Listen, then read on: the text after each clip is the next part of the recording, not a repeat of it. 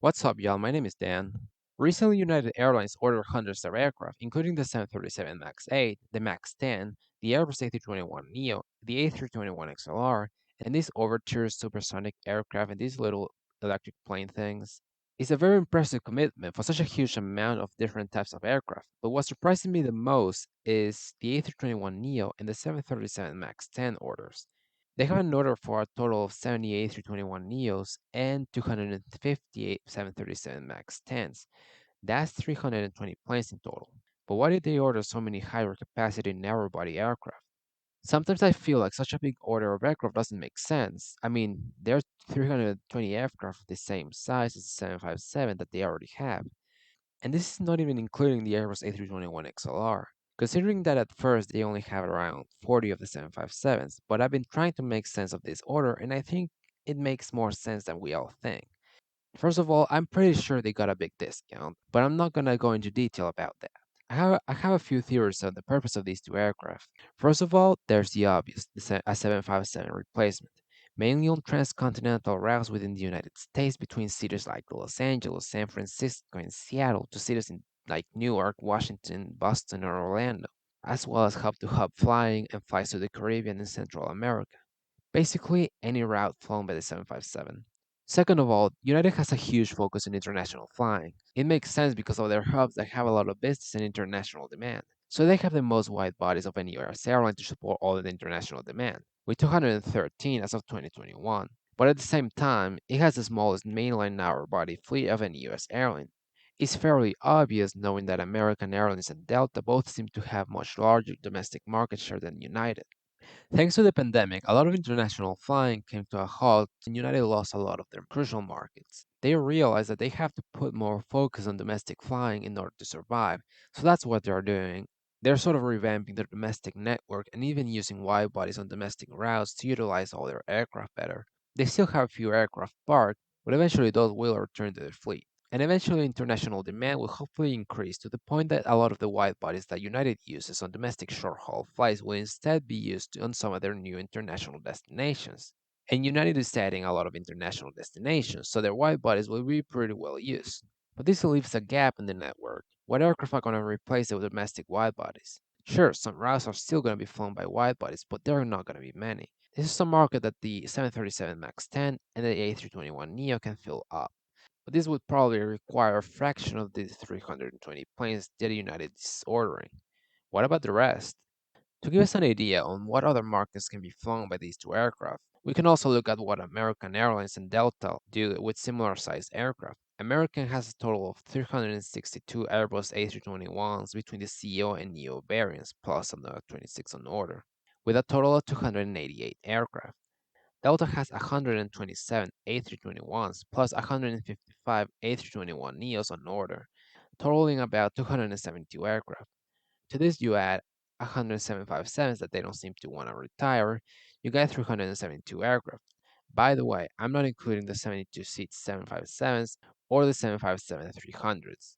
I'm pretty sure that after this comparison, United's huge order doesn't seem as ambitious as we all thought. American uses the A321 on these routes, mainly on some of their busiest routes out of their main hubs, mainly from Dallas. Delta uses it on these routes. Similar to American, it's used on their busiest routes from their main hubs, mainly from Atlanta and the East Coast. The 757 is also mainly used from their busiest domestic routes, from Atlanta and other hubs.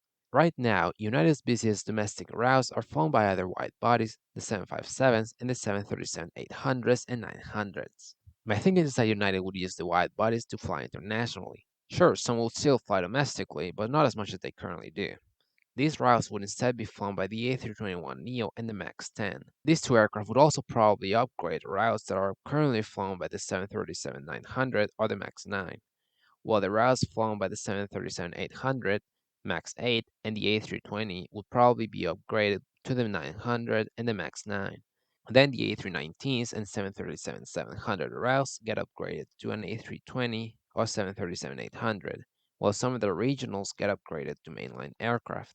I also think that United is probably planning ahead some retirements in the coming decades, like the A319, the A320, as well as some older 737s. But now it's kind of more clear where United would use the aircraft. But where would United use the Airbus A321 versus the MAX 10? Obviously, they probably won't serve the exact same purpose. So here's what I would do. It's not necessarily what's going to happen. I would use the A321s for the more busier and longer premium markets, and the MAX 10 for the more busier but not as premium markets as the A321. The Airbus A321 would probably work along with the Airbus A321 XLR, likely to be based at airports such as Newark, Chicago, and Washington.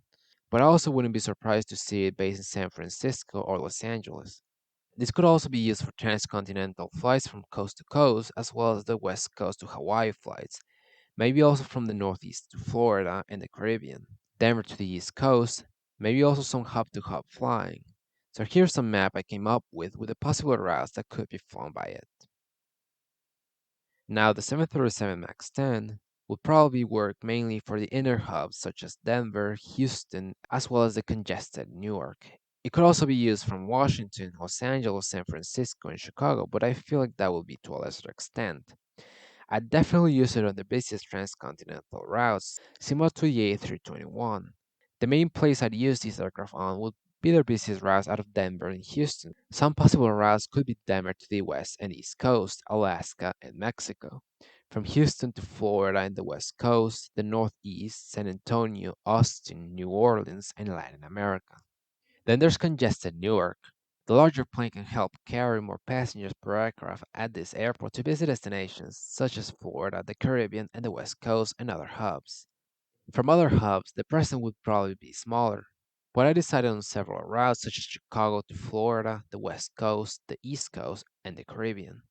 From San Francisco to cities in the East Coast, Hawaii, Southern California, and others. From Los Angeles to mainly transcontinental destinations, Central America, and Hawaii. And from Washington to mainly Florida, the Caribbean, and the West Coast. I don't know, I'm just speculating. Maybe this isn't what United is gonna do. Maybe it's gonna be different. We'll probably not know until United gets the aircraft after 2023. Thanks for watching this video. I hope y'all enjoyed it. If y'all got any comments, criticisms, or anything, y'all can leave a comment. That's all I've got to say, and I'll see y'all later.